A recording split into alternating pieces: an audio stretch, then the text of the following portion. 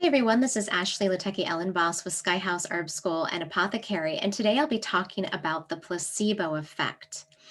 And I'm really curious about this. I've been doing some research for an upcoming talk that I'll be doing, and I just find it to be such a fascinating subject. So, what we'll talk about today is a little bit about what the placebo effect is, how we think it works, and some of the implications that it has, I think, on health and healing in general. So let's talk about what is a placebo. A placebo is an inert substance or compound. A placebo doesn't actually have any physiological effect in the body. It could be just a sugar pill or some benign substance. So, in a lot of medical trials, we have what are called double blind placebo controlled studies. What this means is that they have a sample group who's been pre approved for this study. And let's just say there's 100 of them, that a certain percentage, we'll say 50%, are going to get the actual drug or herb or treatment. And 50% of them are going to get a placebo. They're going to get an inert compound. Now, neither of these groups know what they're going to get. They don't know if they're going to get the actual compound or procedure or if they're just going to get a sugar pill.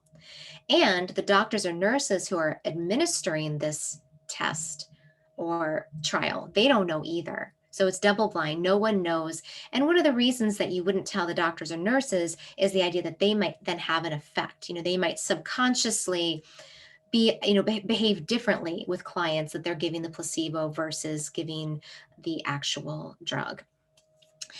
And the interesting thing about the placebo effect is that it's been very well studied, is that often the placebo group still shows symptomatic relief or symptomatic support, right?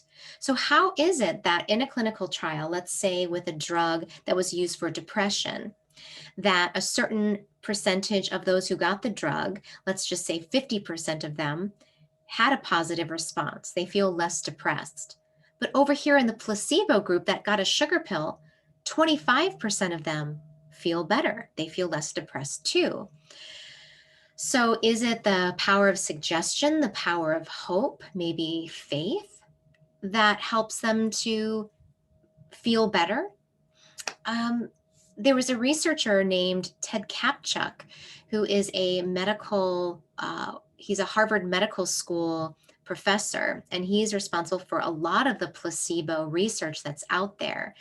And he wanted to account for this idea of there being um, an influence of people uh, uh, feeling like they maybe have to report a result, right? I forget the term that he used, but anyway, he basically said, well, maybe there is this sort of pressure for them to feel a result, and so that influences their reporting.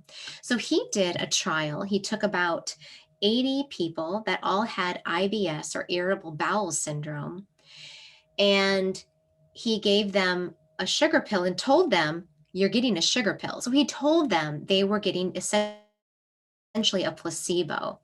They took it for 3 weeks. And after the 3 weeks, the most amazing thing happened was that over 85% of them reported a decrease of their symptoms and an increase in states of well being.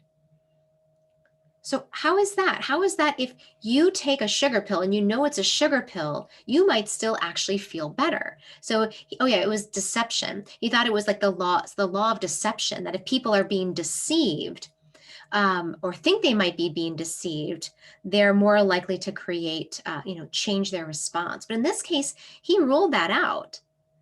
And these people who knew they were taking a sugar pill felt better.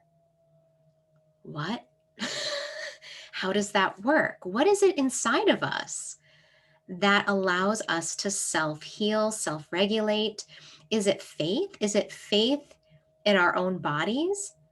Is it the faith in this thing that might help, that opens us up to another type of higher power that comes in? I mean, these people who came to the study were obviously looking for help. Maybe they didn't know they were going to get into that study, but they were willing participants to say, yeah, let me see if this could help me. And it did. So is it that openness? Is that what helps us heal? And as part of the my research, I also was looking at different studies that looked at, some people, people that tend to be more optimistic tend to have better results if they're in the placebo group. So if you are a glass half full type of person and you're in a study where there's a placebo, you're more likely to receive better results and to feel better. And the same thing is actually true if you are a pessimistic type. And the pessimistic type person will often downregulate or downplay the results of whatever symptom relief that they might have had, and they're less susceptible.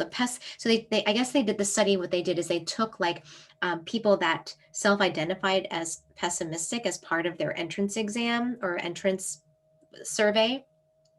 And this was actually whether or not they received placebo or the actual compound. But those people actually tend to score lower in terms of having better results. So the power of the mind, we know that that's true. We know that the mind can influence how we respond to something. But how do we still respond positively if we know something is inert?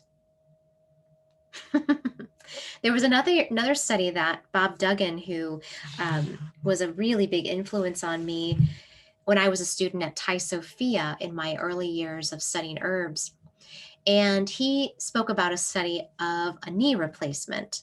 So he gave the example of uh, a group of people that were all eligible for a knee replacement surgery, and it was double blind, placebo controlled. So there were some people who were going to have a knee replacement and another group of people who were just going to have an incision, just the cut. So it looked exactly like, I think they might have gone inside just to inflame the tissue a little bit, but they didn't actually replace the knee joint. They just made it look like they did. And they tracked these people over time, and they found that the people who had the placebo surgery actually did better than those who had the actual knee replacement. So these people reported less pain, higher mobility, and just, overall general better sense of health and well-being. So how is that? How is it just getting an incision and thinking you might be getting something could also kickstart the healing process? I mean, it's almost like our bodies just want to heal. It's like, hey, I'm waiting here. Could you give me something? It could be a little sip of water. It could be a sugar pill, just give me something and I'll get better. I'll heal. Um, I also remember something really profound that Bob Duggan said to me personally. I was working at the school at the time in the admissions office, and I was trying to decide whether I should do the acupuncture program or the herbal program. And I was really, really going back and forth, and I couldn't make the decision because I could see all the pros and cons of being an acupuncturist or being an herbalist.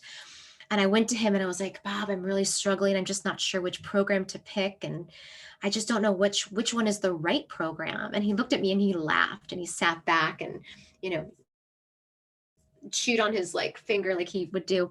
And he just sat, he just looked at me and laughed and he said, there's no right program. It's not like one of these is right. uh, both of them, what matters more than whether you choose which one is who you are when you are doing this work. Because the power of your words and actions and your presence is just as much a part of the healing experience for your patient or client as the tool you're using. So it doesn't matter if it's a needle or if it's a plant, it's you that matters, that's behind it. So which one are you more excited about? Like which one do you think you will be happier doing? Which one is a better fit for who you are as a medicine person or as a practitioner? And I was like, well, plants. I love being outside. I love nature. And he said, well, then there's your answer. And I was like, huh, well, that was a little easier than I thought. And I'm so grateful for his advice. I mean, I think I could have done acupuncture and I probably would have been, okay. But in the end of the day, it doesn't really matter. What matters is that I'm offering the medicine that I have from who because of who I am, and giving that optimistic, positive hope to my clients and giving that along with a plant. And so, in some ways, I mean, the plants do work. Come on, we know that. We know that the plants have all these bioactive chemicals. We have had thousands of years um, studies and empirical, not studies, thousands of years, but we've had thousands of years of information, right, from ancestors showing us how powerful these plants are. So we know they work. However, how important is that hope and that word in addition to what I give? So I want us to just think about that. And I'd love to hear your comments. Have you ever been in a placebo controlled study? And how was that? Did you have a positive experience in that? Have you ever taken something only to later find out that it wasn't the right thing, but yet it still helped?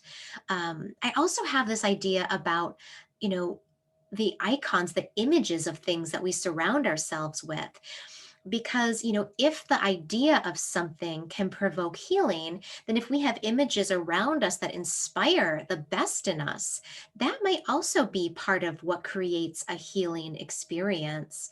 Is if you have icons of the gods or God that you love, if you have icons of the plants or any of the healing, seashells, whatever it is to you that embodies healing, like whatever you might put on an altar, that certainly would have an effect on how your body can heal itself. So tell me your thoughts, your ideas, and I look forward to reading them and seeing them. So thank you everyone for watching, and take care.